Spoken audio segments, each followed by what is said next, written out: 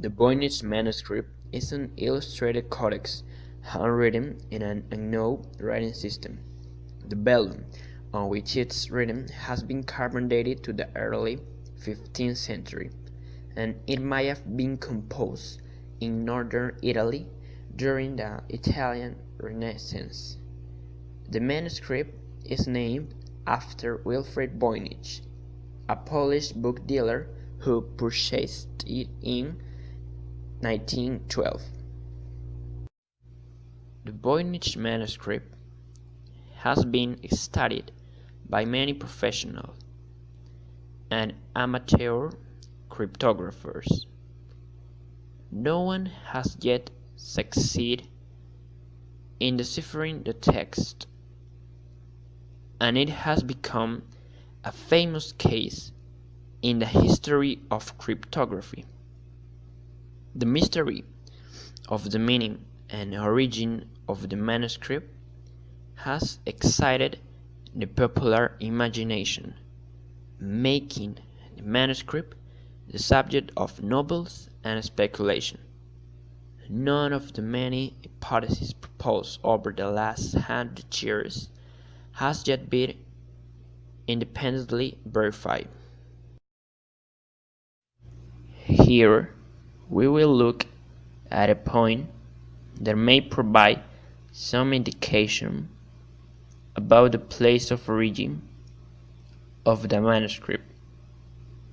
Probably the most famous and most indicative detail is the small castle, which is part of the rosette's page.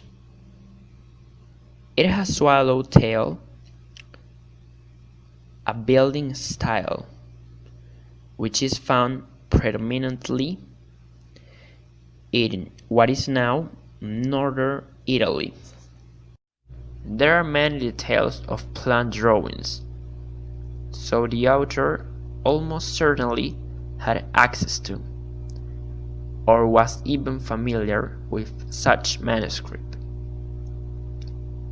The same consideration applies to the drawings of the zodiac pages.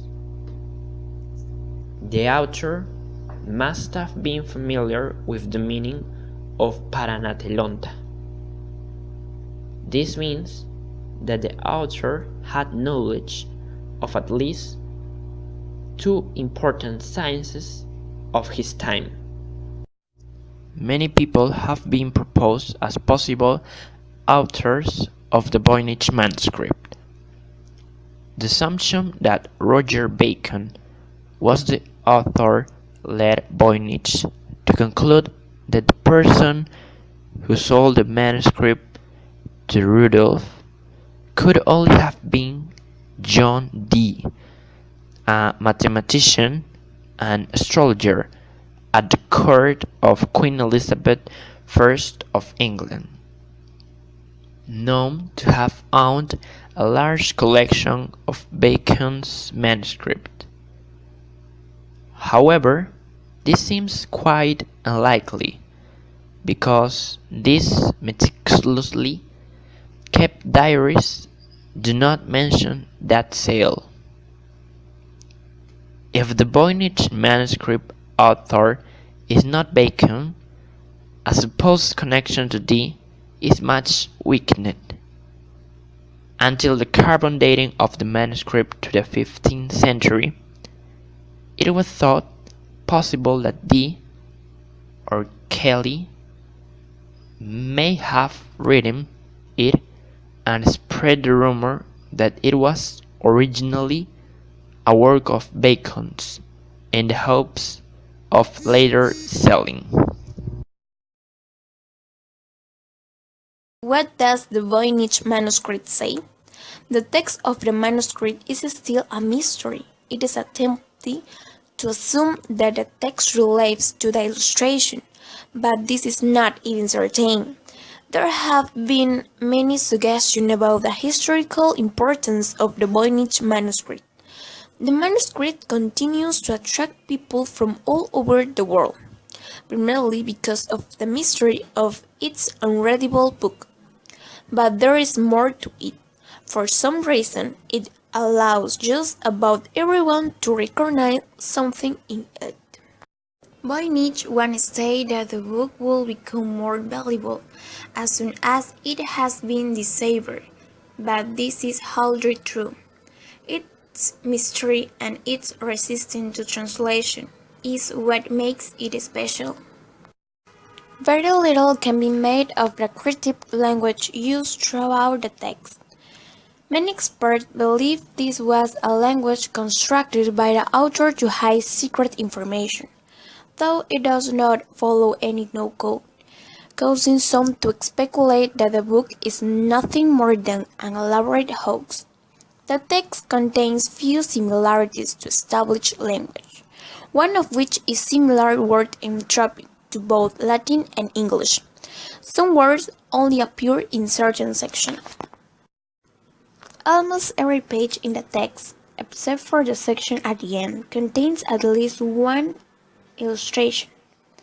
This illustration provides a method of division sectioning the text into 6 topics: astronomical, biological, cosmological, herbal, pharmaceutical, and recipes.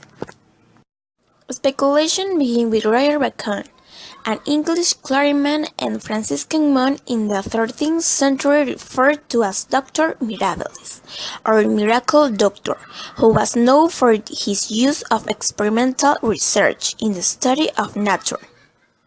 In fact, he is mentioned in a letter to a Tennessee courtier as the original author, which coincidentally increased the bulk of the manuscript.